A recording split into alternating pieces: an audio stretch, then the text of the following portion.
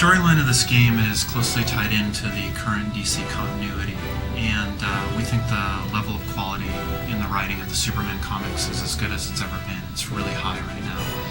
And so we took a lot of the elements of that and combined them together to make the story for our game. And the basic structure of it is, in the Y2K storyline, B-13 came back to Metropolis, and as a result of various nefarious activities on his part, Metropolis has been modified into a city of tomorrow. It's very futuristic, the look of it and the feel of it. It's got air cars and hover transports. And so what's happening throughout the course of our game is B-13 is trying to use all of the technology that's been advanced in Metropolis to his own purposes.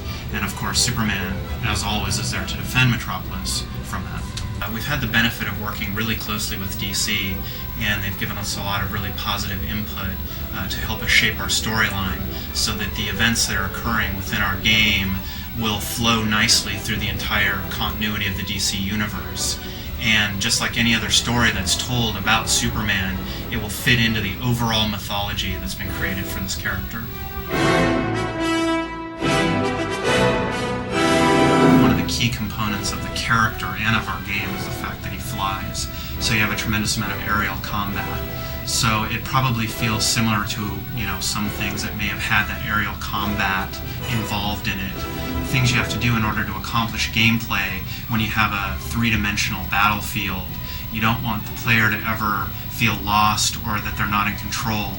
We feel very strongly that one of the key elements in any good video game is that the player controls the environment doesn't control the player. And so in order to do that, we're trying to make certain that our controls are always there for the player and he can do exactly what he wants to do at any moment in the game. He is a hero that has no peer.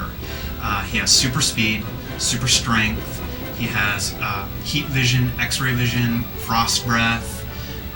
He runs the gamut from top to bottom. And so one of the things that's unique about our game is whenever you run into a gameplay challenge, it's up to you how you want to utilize this amazing set of powers that he has in order to accomplish whatever task or get past whatever obstacle that you've run into. And we think that's truly unique because Superman will have access to all of these powers everywhere in the game, and there's no place where you're limited by any sort of artificial means. Superman is super strong and he can fly, so he can go, drop down, pick up a huge object like a radio transmitter tower and carry it someplace, and place it somewhere where then suddenly communication can be opened up all over the city. Say, for example, a rail wheel, which is one of the futuristic trains that now exists in Metropolis, is going up the tracks and some sort of catastrophe happens and the track is damaged or blown out entirely.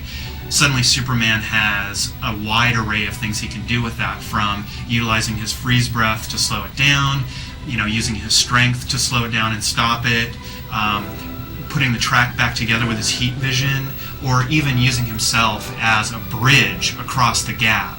So you can use any one of a number of solutions to solve a problem that you face in gameplay.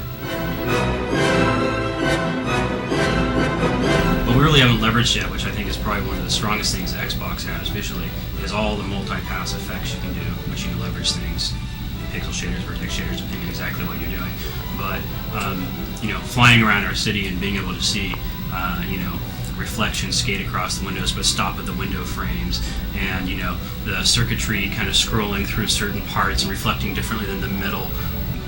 I think, too, the scope of our city is pretty large, and there's a lot of stuff going on, and it's going to continue to get, we're going to cram as much as we possibly can in there, and, streaming off the hard drive allows us to do that, but, we really want to make the city come alive, and we want to have a lot of stuff moving around, so that we're going to have, tons of cars and moving around, light glistening off the main transmitter towers, blinking, all that sort of stuff that, I don't think would be possible in any other hardware other than the Xbox.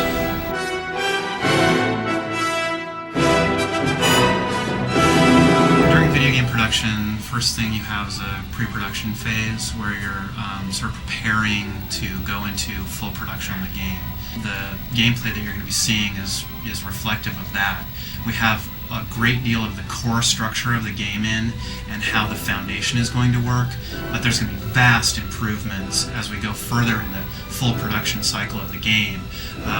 The control will be improved, the artwork will be improved, the look of the game, and it's going to be spectacular. We're very happy with the scale that we have now, and we know that we can make this work on the terrific Xbox hardware, but we really are going to go a long way toward improving the gameplay and the visuals as we further the production phase.